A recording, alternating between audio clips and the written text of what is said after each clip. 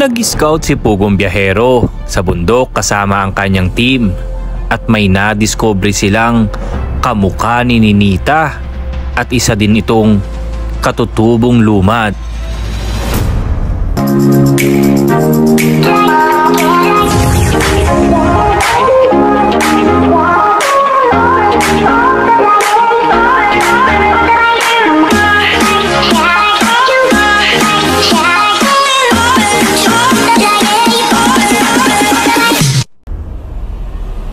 Isang batang kahawig ni Ninita ang nakita ni Pugong Biyahero sa bundok habang sila ay nag-i-scout kasama ang kanyang team.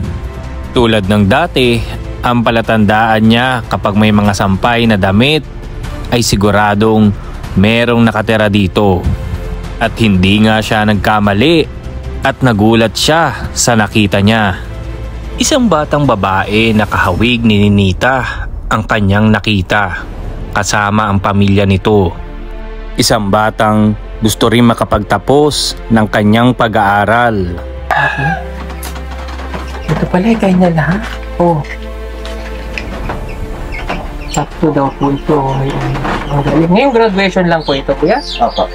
Okay. Sige, anong kabuhayan mo? Ganito lang po. Medyo mahirap. Anong ginagawa? Yung nag-agot lang, nag-abaka, sir. Ito. Oh. Marangal na trabaho yan, okay lang. Okay lang yun. Oo. Tsaka, importante na bubuhay ang pamilya. Pero yun nga, huwag mo lang dadagdagan, ha? Okay. Medyo lang si kuya. Baka sabihin ng iba, mayabang si kuya. Medyo lang talaga siya.